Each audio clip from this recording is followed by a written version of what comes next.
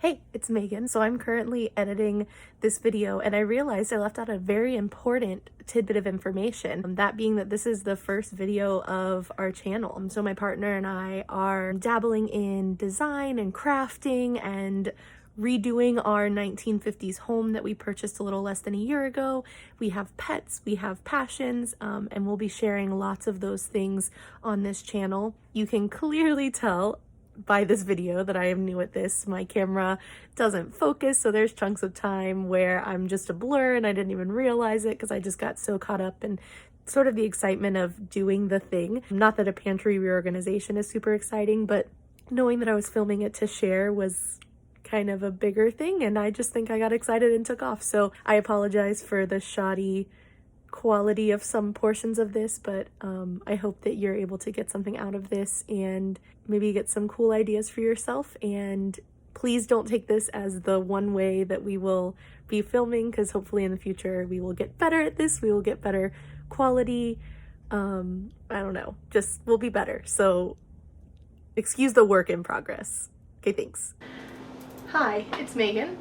This is my kitchen. Our pantry has been an area where I really wanted to get some work done and make some changes for a while. Today, I'm going to do a pantry reorganization with some things that I bought from Ikea, from Target, and some things that I already have from some of those places, as well as the dollar store and a couple even Goodwill organizational finds. First, I should show you what it currently looks like, and then I will empty everything out, put in a couple new storage solutions, and do some things to kind of change up where things are, and then we can do a whole after.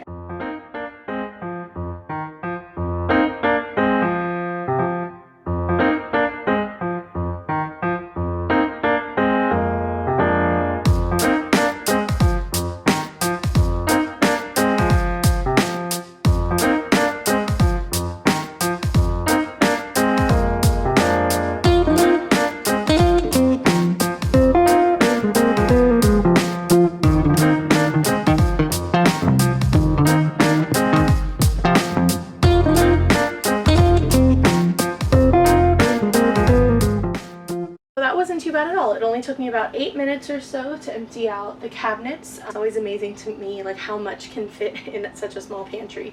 We'll clean out a little bit and start figuring out what's going to go back where do I want my storage solutions that I purchased installed, like exactly in the cabinets, and maybe are there going to be some things that find a new home to live. Alright, so here is all of the food. Gotta clean things out and decide where things are going to live.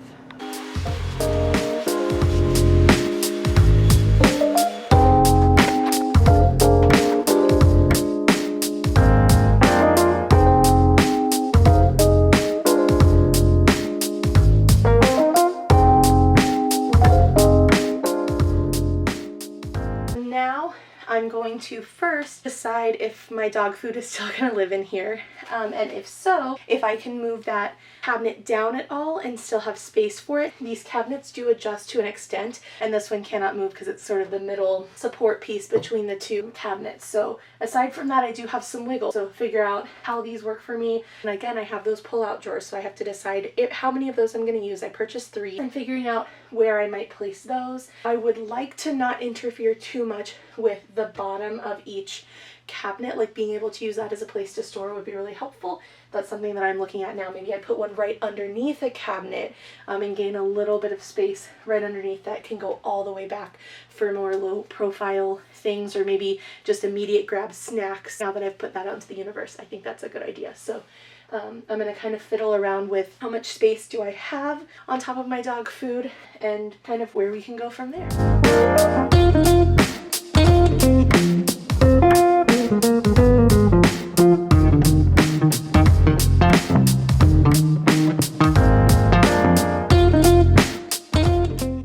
So that move would add the perfect amount of space for inserting something, but the challenge would be now I only have this tiny space here to work with. So is it worth it to have one there when I'm taking up that much room? If you look in here, you can hardly see through like what kind of items would I really be storing there. So I think that that one might not be the best place to put one, and put one of the mounted ones more here, as long as the hinges don't impede it.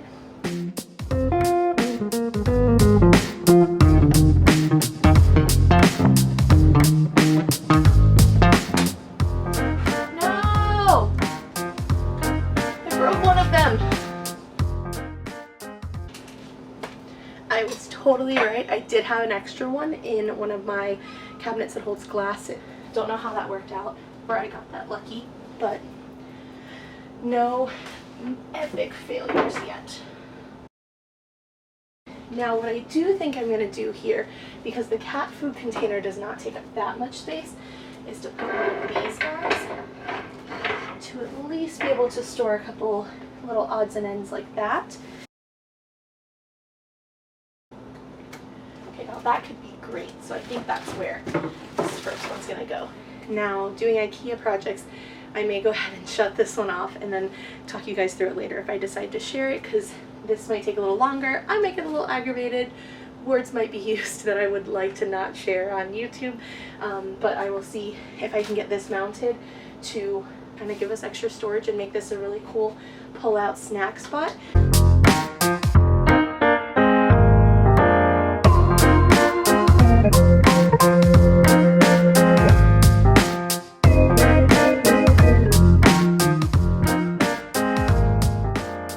So it took some teamwork, but we got this guy in. That was fun, and we had to take out the spacers, and it was a whole thing, but we have it in now. Now I'm gonna start actually putting some things in.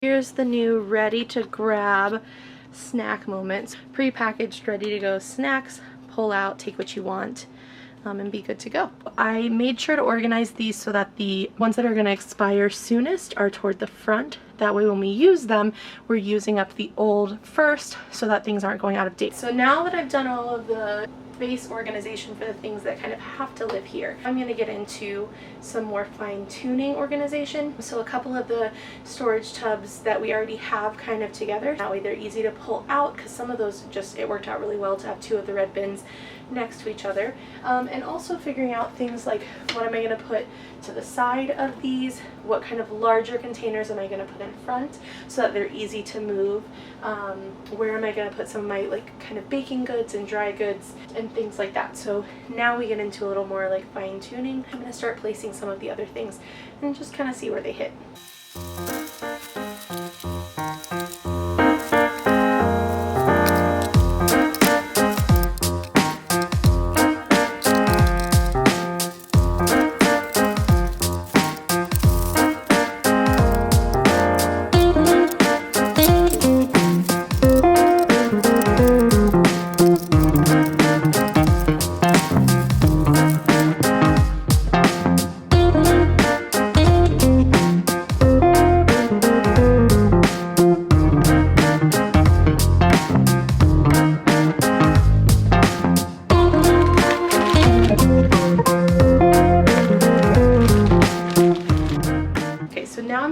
More of the bulk item storage that are currently in kind of all mismatched containers. So I have a couple of options that I got that are varying in the price ranges, but these might be things that you look out for. At IKEA, they have these nice tall lid containers that have a nice open mouth.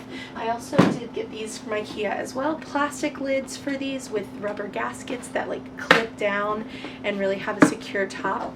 And then I invested in 3 of these, the OXO like actual airtight containers, so when you hit the lid, that releases kind of a vacuum seal that's happened here. And when you put it on and press, that bottom kind of liner presses up, and that's what pulls the excess air out. I want to see if I can get it to focus on that. Sorry if that's blurry, but I think you kind of get the point. Anyway, you get the points. These guys are much more expensive per piece. This one's 4.3 quarts or 4 liters. That's interesting because that one said 4.2 liters or 4 quarts.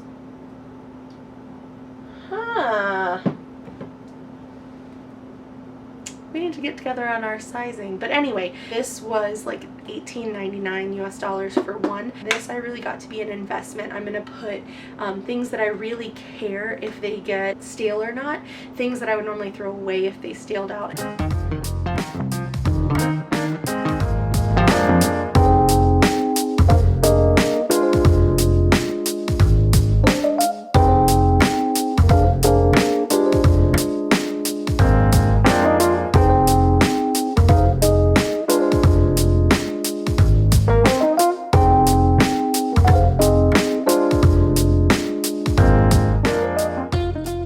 These are some bins that I got at Target today. They were $4 including lids. That's the thing I like about some of the more kind of traditional stores, is they figure you do need a lid. So this was $4 all inclusive. And what I plan to do with these is to put some of these remaining items, things that maybe there's just a little bit of overflow from the containers, but not enough to warrant using a whole second container. I thought that might be a good way to kind of have some bulk storage in the other room and keep it just insulated. It's easy to see through the clear containers to see how much of everything you have, so you don't buy things you already own.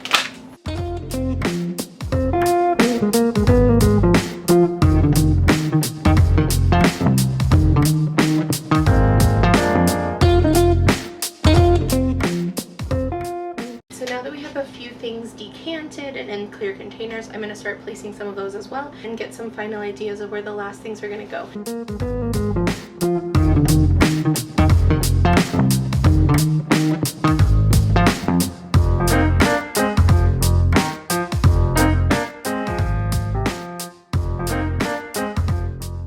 I do have a variety of mason jars in different sizes. I do like these. They're wide mouth jars, which makes it really easy to get things in and out. These are also wide mouth, but they're the smaller, I believe, pint. These are quart, these are pint, I think.